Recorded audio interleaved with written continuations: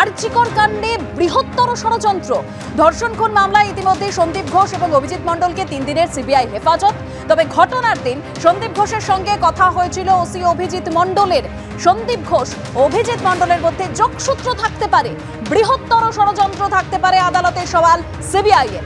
সরাসরি কথা বলবো, প্রকাশ সিনহা আমাদের সঙ্গে রয়েছেন। প্রকাশ, আজকে সওয়াল করেছে সিবিআই, বিস্ফোরক দাবি করেছে সিবিআই, ঠিক কি কি অভিযোগ এই অভিজিৎ মণ্ডলের বিরুদ্ধে করেছে সিবিআই?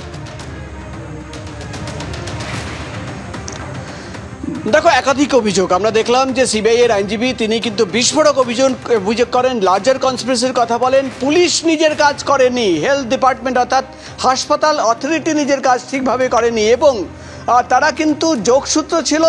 বারবার ফোনে দুজনের সঙ্গে কথা হচ্ছিল, দুজনের মধ্যে কিন্তু একটা যোগসূত্র খুঁজে পাচ্ছেন তারা, অর্থাৎ সিবিআই গোয়েন্দারা, এবং কাউকে আড়াল করার চেষ্টা হচ্ছে, এমনও কিন্তু দাবি আজকে সিবিআই এর আইনজীবীর তরফে করা হয়।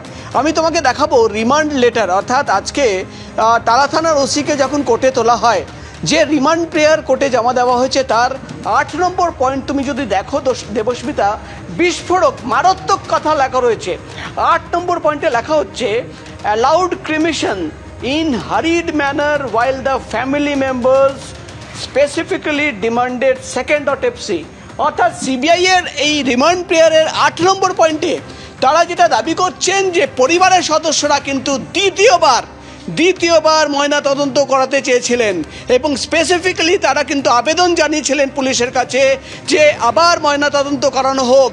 কিন্তু ওসি টালা, অর্থাৎ টালা থানার ওসি অভিজিৎ মণ্ডল, তিনি কিন্তু হুড়োহুড়ি করে তাড়াতাড়ি করে কিন্তু সেই ক্রিমেশন করিয়ে দেন।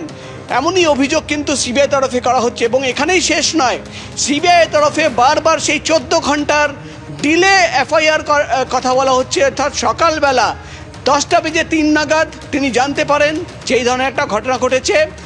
দুপুরবেলা 2:55 নাগাদ হাসপাতালের তরফে সুপার তিনি কিন্তু লিখিত অভিযোগ দেন। তাহলে কেন রাত 11:30 নাগাদ এফআইআর করা হলো? এবং তার আগেই কিন্তু ফরেন্সিকের বিশেষজ্ঞরা চলে আসছে এবং নমুনা সংগ্রহ করে নিচ্ছে।